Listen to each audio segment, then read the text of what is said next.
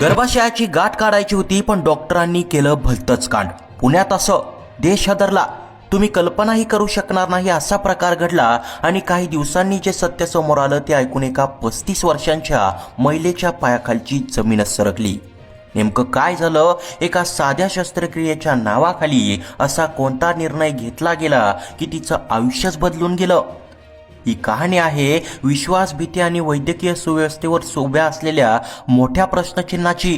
पुण्यातील एका मध्यमवर्गीय कुटुंबातील ही महिला, साधं आयुष्य, दोघं वेगळं सुखाने जेवण, कुटुंबाची काळजी आणि रोजची धावपळ. काही महिन्यांपासून तिला पोटात हलकासा त्रास जाणवत होता. सुरुवातीला तिने दुर्लक्ष केलं, पण वेदना वाढू लागल्या. तसं घरच्यांनी तपासणीचा सल्ला दिला. सोनोग्राफी झाली. अहवालात गर्भाशयात एक गाठ असल्याचं दिसून आलं. डॉक्टरांनी सांगितलं काळजीचं कारण नाही, साधी प्रक्रिया आहे. लेझर शस्त्रक्रियेतून गाठ काढू, काही दिवस विश्रांती घ्या आणि सगळं पूर्ववत होईल. महिलेलाही दिलासा मिळाला. घरच्यांनीही सुटकेचा निश्वास टाकला. तयारी सुरू झाली. रुग्णालयात दाखल होण्याची तारीख ठरली. कागदपत्र भरली गेली. संमतीपत्रावर सही झाली. पण त्यात स्पष्ट नमूद होतं की फक्त गाठ काढण्याची परवानगी आहे, त्या पलीकडे काहीही नाही. ही गोष्ट त्या महिलेच्या मनात ठाम होती. शस्त्रक्रियेचा दिवस उजाडला. तिला ऑपरेशनसाठी थिएटरमध्ये नेण्यात आलं. कुटुंबीय बाहेर थांबले होते.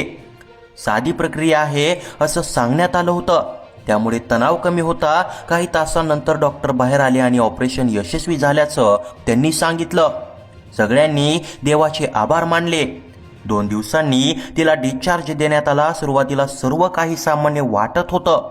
थोडा अशक्तपणा, थोडा त्रास, पण शस्त्रक्रियेनंतर असं होतंच असं समजून ती घरी परतली. कुटुंबीय ही काळजी घेत होते. मात्र काही दिवस उलटले आणि तिची तब्येत बिघडू लागली. पोटात विचित्र वेदना, अशक्तपणा, मानसिक तणाव. तिला काहीतरी वेगळंच जाणवत होतं. फक्त गाठ काढली होती ना, हा प्रश्न तिच्या मनात वारंवार घुमत होता. ती पुन्हा रुग्णालयात गेली. तपासण्या करण्यात आल्या. डॉक्टरांचा सूर मात्र बदललेला जाणवत होता. स्पष्ट उत्तरं दिली जात नव्हती.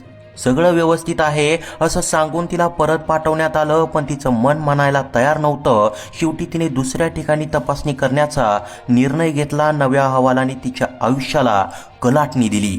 तपासणीत जे समोर आलं ते ऐकून ती सुन्न झाली. तिच्या शरीरात जे असायला हवं होतं तेच नव्हतं. ती वारंवार रिपोर्टकडे पाहत होती. डोळ्यांवर विश्वास बसत नव्हता. घरच्यांना दाखवलं. सगळेजण थिजून गेले. हे कसं शक्य आहे? हा एकच प्रश्न सगळ्यांच्या ओठांवर होता.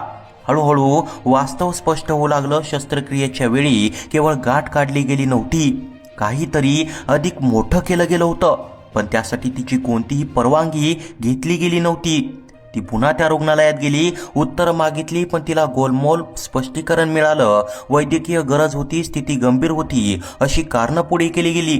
मात्र तिच्या सही असलेल्या कागदपत्रात असं काहीच नमूद नव्हतं.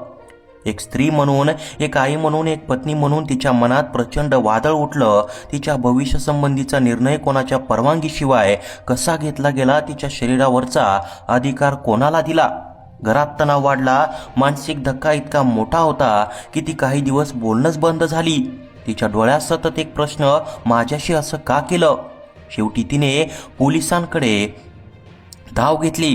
तक्रार दाखल झाली. तपास सुरू झाला. कागदपत्र मागवली गेली. ऑपरेशन नोट्स तपासल्या गेल्या आणि तिथेच अनेक विसंगती दिसून आल्या. पोलिसांनी संबंधितांवर निष्काळजीपणाचा गुन्हा दाखल केला. वैद्यकीय क्षेत्रात खळबळ उडाली. संमतीशिवाय असा निर्णय कसा? हा प्रश्न समाजात चर्चेचा विषय बनला. दरम्यान महिलेची मानसिक अवस्था ढासळत होती.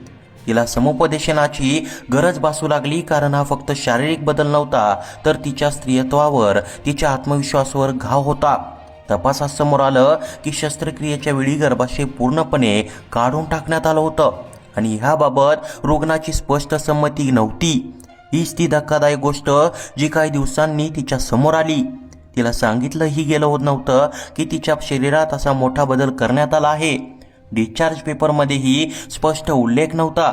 हा प्रकार उघड झाल्यानंतर तिच्या कुटुंबियांचा संताप अनावर झाला. समाजात चर्चा सुरू झाली. रुग्णांच्या अधिकारांचं काय? संमतीपत्राची किंमत काय? एखाद्या महिलेच्या आयुष्याची असा खेळ करायचा अधिकार कोणी दिला? ही घटना फक्त एका कुटुंबापुरती मर्यादित राहिली नाही. पुण्यातील या प्रकाराने संपूर्ण राज्यात खळबळ माजवली. अनेक महिलांनी आपले अनुभव शेअर करायला सुरुवात केली. याविषयी तुम्हाला काय वाटतं? तुमची प्रतिक्रिया नक्की कळवा.